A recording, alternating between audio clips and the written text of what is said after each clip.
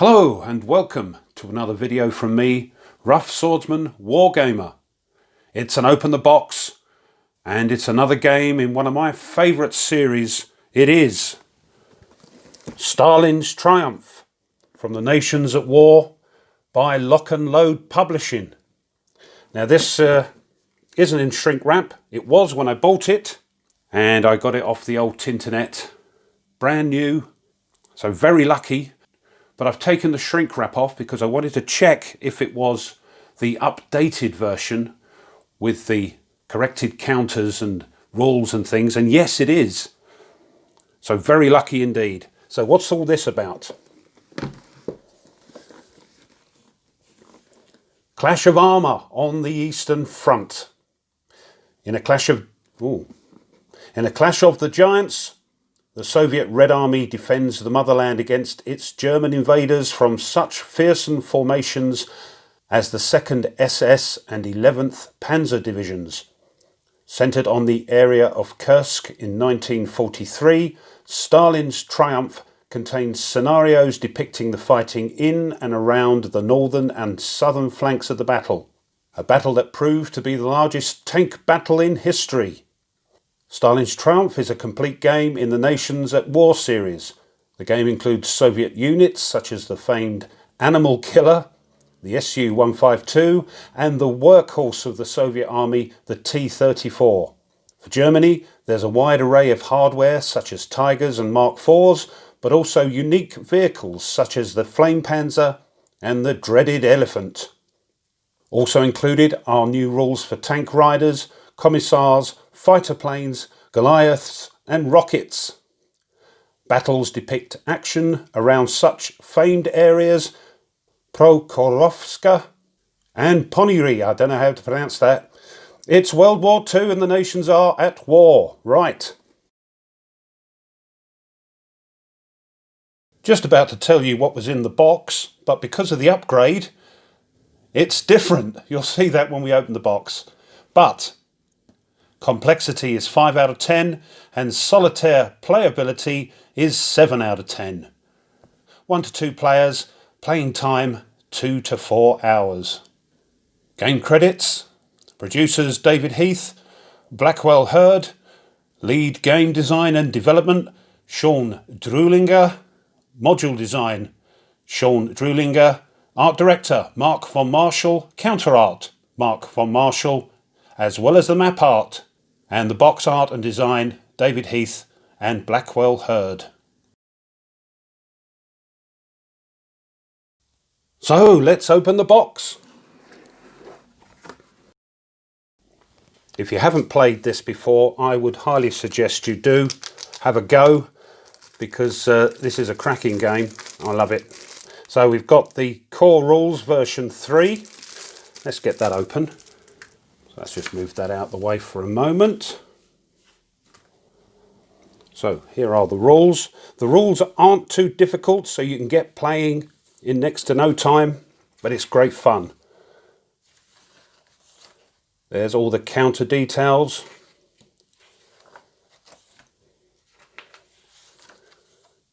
Introduction. It looks a lot. It comes in at 81 pages, you say, but don't, fear not. It's big fonts, lots of pictures, and you'll be whizzing through this in next to no time. So you've got armoured infantry, gun batteries, mortars, headquarters. These are the general rules for the system. What you can do with your headquarters, hard targets, support weapons. So as you can see, it's not chock-a-block, easy on the eye to read. Movement, combat,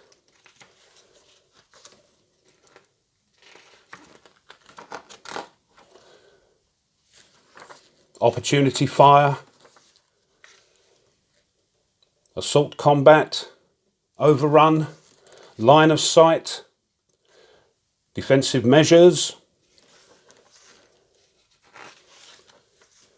battlefield chaos. There's chaos in this, you know me, I do like a bit of random. And fate points. which you are given for some scenarios, and you can cash those in and throw your dice again and things like that. And here's the cost in fate points to do those sort of things. And additional rules. Leaders, engineers,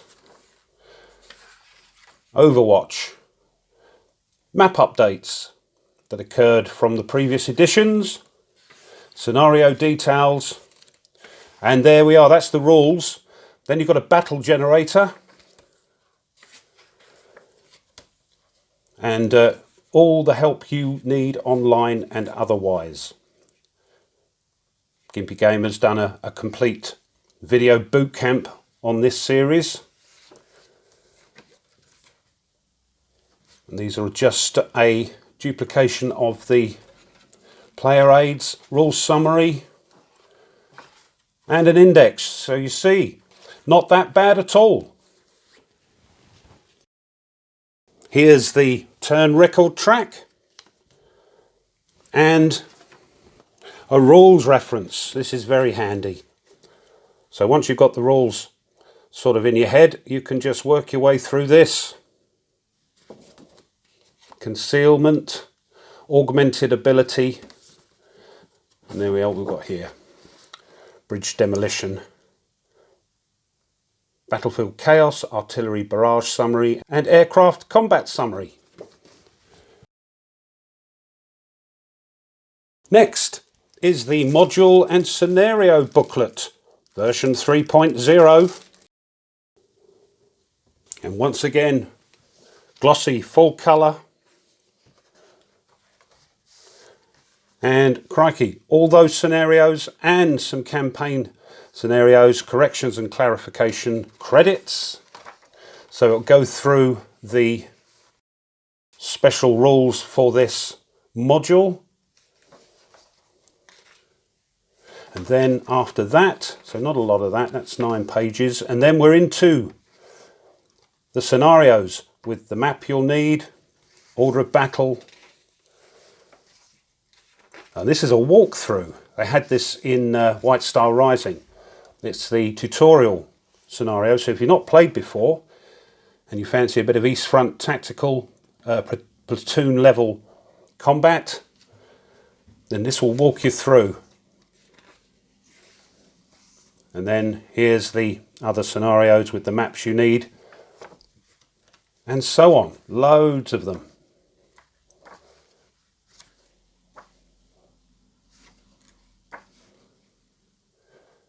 Campaign Death Ride of the Das Reich. Scenario 3. Yes, right. Plenty to keep you busy. Right. And also a sort of updated, I believe, terrain effects chart. And, a counter tech there.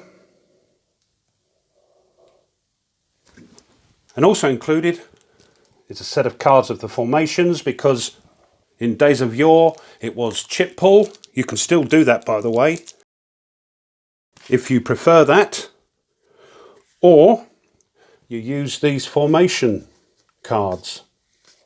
Exactly the same idea. And if you want to see these in action for White Star Rising, I do have a playthrough of that on my channel. Next is the Stalin's Triumph Chaos table. This is like the random events. So throw 2d6 and some clarifications and corrections from previous editions. Counters. 5 counter sheets and typical high quality lock and load counters, and these just pop out and can pop back in again if you wish. Here's some of the formations, headquarters there. So nice looking counters, eh? This is the reduced side.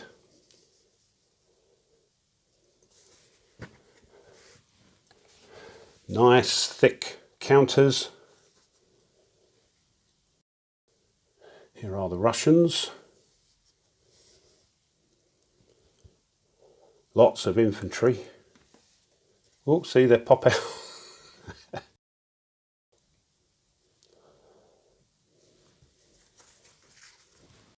Here are some leaders. Concealment, wire, mines and that sort of thing. Out of command, ops complete. Chaos. Disrupted. Wrecks, for where your tanks are destroyed. They leave a wreck counter.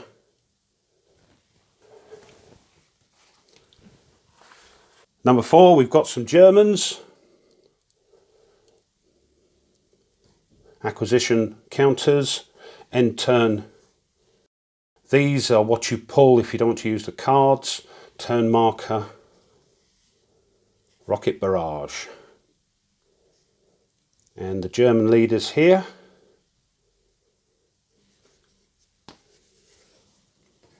Overwatch counters at the top there.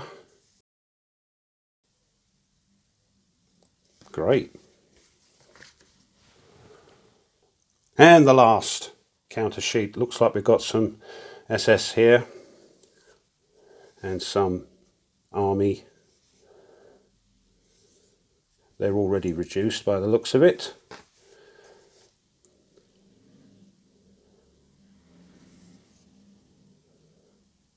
There we are. Looking good. Being the updated version, you also get some updated counters. I think some of the counters were printed incorrectly, but this will put it right, and some new ones.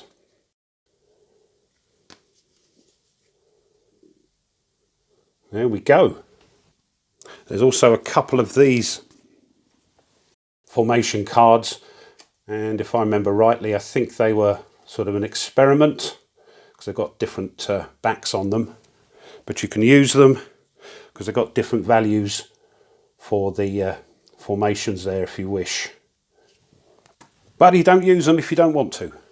There is also a unit point cost sheet for those that want to use the battle generator and design their own battles. And this is the cost of the units. And then last but not least, the maps. Single-sided, on card. And that looks like a railway line, and they're geomorphic so they can go any which way you like. Here's number 8. All pretty similar because it's the Russian steppe, I believe. But here's a city or a town there. Here's number 5. There's that railway again. Number 6. Number 9, it's got a great big hill, so that'll be interesting. And number 10. And right at the bottom, I've just found it, there's a unit point cost sheet for the Germans. So no excuses. There we are. So this has been an open the box of Stalin's Triumph, part of the Nations at War series, published by Lock and Load Publishing. In my opinion, great series, great fun, I highly recommend it. And I have nothing to do with Lock and Load Publishing. It's a great series. So if you have enjoyed that, and you haven't done so already, please consider subscribing. It does help the channel a tremendous amount. Click the old thumbs up to like the video, and the bell if you want to be informed of other uploads that I do. And leave a comment and share. Thanks as always to those that have already subscribed to the channel, my lovely subscribers. Thank you very much indeed. And one last thing, if you want to support the channel a little bit further, you can by buying me a coffee. Doesn't cost much, And all those coffees do indeed go towards new content for the channel to upload. If that's of interest, there's a link in the description, and thank you. So, until next time, as always, you take care and goodbye.